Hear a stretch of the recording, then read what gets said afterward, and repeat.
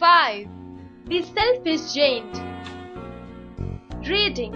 This is the story of a giant who owned a garden and never allowed anyone, especially children, to enter it. He made nature unhappy by doing so. One day, the things took turn and changed the heart of the giant. What happened? Every afternoon, as the children were coming from school, they used to go and play in the giant's garden. It was a large, lovely garden with soft green grass. Here and there over the grass, beautiful flowers stood like stars. And there were 12 peach trees that in spring broke out delicate blossoms of pink and pearl, and in the autumn bore rich fruit. The birds sat on the trees and sang so sweetly that the children used to stop their games to listen to them. "How happy we are here," they said to each other. One day the giant came back. He has to visit his friend the Cornish ogre and had stayed with him for 7 years. After the 7 years were over, he had said all that he had to say. For his conversation was limited and he determined to return to his own castle. When he arrived, he saw the children playing in the garden. "What are you doing here?" he cried in a very gruffy voice, and the children ran away. "My own garden is my own garden," said the giant. "Anyone can understand it. I will allow nobody to play in it." So he built a high wall all round it and put up a notice board. "Trespassers will be prosecuted." He was a very selfish giant. The poor children had nowhere to play now. They tried to play on the road, but the road was very dusty and full of hard stones, and they did not like it. They used to wander around the high wall when their lessons were over and talk about the beautiful garden inside. "How happy we were there," they said to each other. Then spring came, and all over the country there were little blossoms and little birds. Only in the garden of the selfish giant it was still winter. The birds did not care to sing in it, as there were no children, and the tree forgot to blossom. Once a beautiful flower put its head out from the grass, but when it saw the notice board, it was so sorry for the children that it slipped into the snow and the frost. "Spring has forgotten this garden," the winter cried, "so I will live here all the year round." The snow covered up the grass with her great white cloak, and the frost painted all the trees silver. Then they invited the north wind to stay with them, and he came. He was wrapped in furs, and he roamed about the garden all day and blew the chimney pots down. "This is a delightful spot," he said. "We must ask the hail on a visit." So the hail came. Every day for 3 hours he rattled on the roof of the castle till he broke most of the slates, and then he ran round and round the garden as fast as he could go.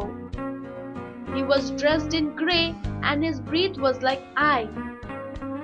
"I cannot understand why the spring is so late in coming," said the selfish giant, as he sat at the window and looked out at his cold white garden. "I hope there will be a change in the weather soon." But the spring never came, nor the summer. The autumn gave golden fruit to every garden, but to the giant's garden she gave none. "He is too selfish," she said. So it was always winter there, and the north wind and the hail and the frost and the snow danced about through the trees.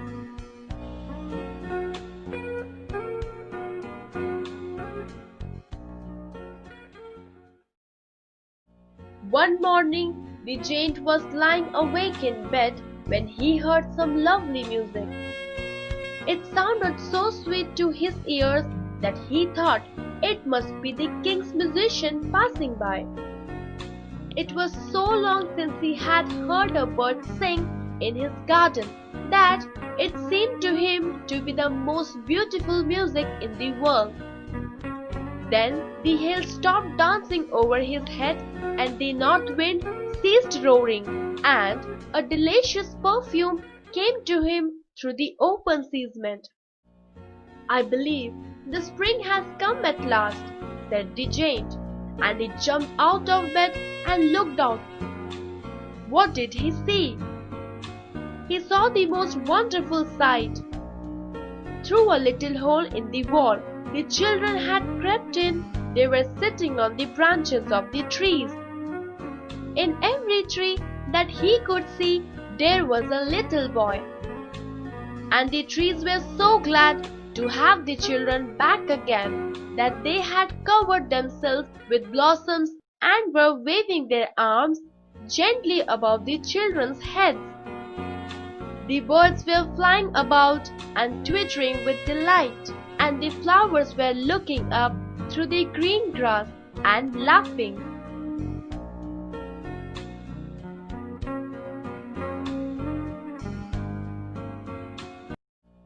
It was a lovely scene, but only in one corner it was still winter. It was the farthest corner of the garden, and there a little boy was standing. He was so small that he could not reach the branches of the tree, and he was going round it, crying bitterly. The poor tree was still covered with frost and snow, and the north wind was blowing and roaring about it. "Climb up, little boy," said the tree, and it bent its branches down as low as it could, but the little boy was too short. And the giant's heart melted as he looked out. "How selfish I have been," he said. "Now I know why spring had not come here. I will put that little boy on the top of the tree, and then I will knock down the wall, and my garden shall be the children's playground forever and ever." He was really very sorry for what he had done.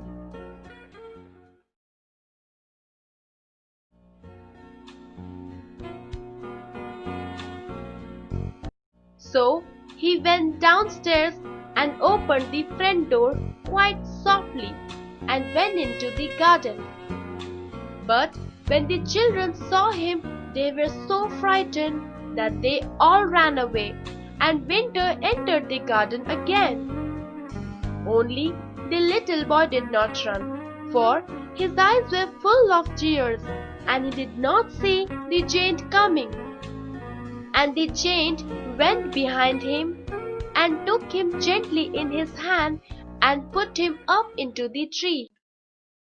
And the tree broke at once into blossom, and the birds came and sang on it, and the little boy stretched out his two arms and flung them around the giant's neck and kissed him.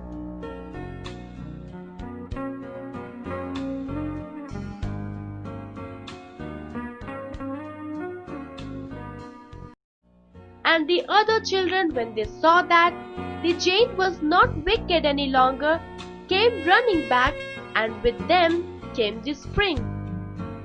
"It is your garden now, little children," the giant said, and he took a great axe and knocked down the wall. And when the children were going to market at 12 o'clock, they found the giant playing with the children in the most beautiful garden they had ever seen. All day long they played, and in the evening they came to the giant to bid him goodbye. "But where is your little companion?" he said. "The boy I put into the tree." The giant loved him most because he had kissed him.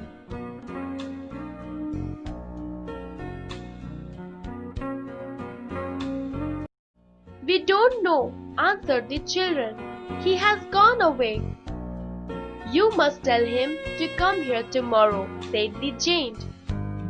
But the children said that they did not know where he lived and they had never seen him before. The giant felt very sad. Every afternoon when school was over, the children came and played with the giant.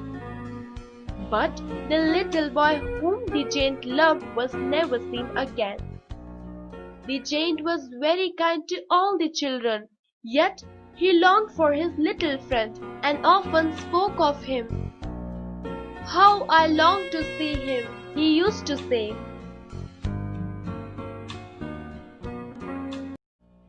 Years went by and the giant grew very old and feeble.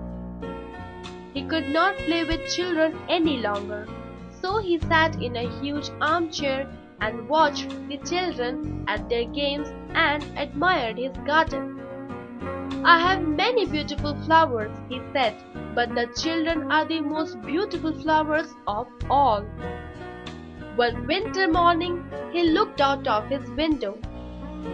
He did not hate winter now, for now he knew that it was merely the spring asleep and the flowers were resting.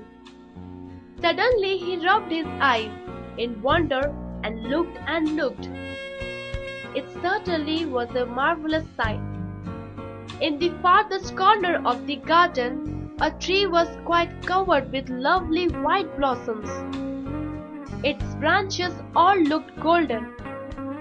Silver fruit hung down from them, and under the tree he saw the little boy whom he loved very dearly.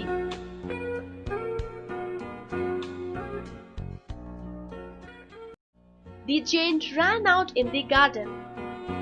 He hastened across the grass and came near the child. And when he came quite closer, his face grew red with anger, and he said, "Who has dared to wound you?" For on the palms of the child's hand there were prints of 2 nails on the little feet. "Who has dared to wound you?" cried the child. "Tell me, that I may take my big sword and slay him." "Nay," answered the child, "but these are the wounds of love." "Who are you?" said the giant, and a strange awe fell on him, and he knelt before the little child.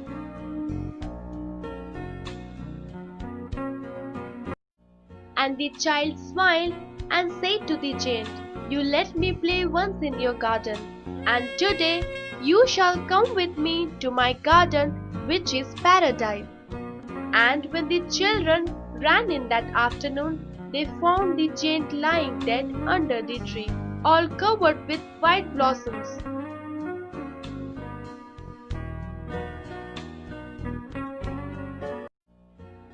Reading Comprehension 1.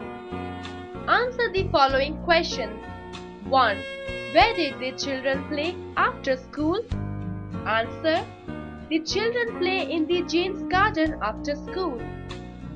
2.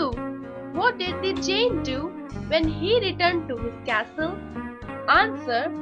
He built a high wall all round his garden and put up a notice board where he wrote, "Trespassers will be prosecuted."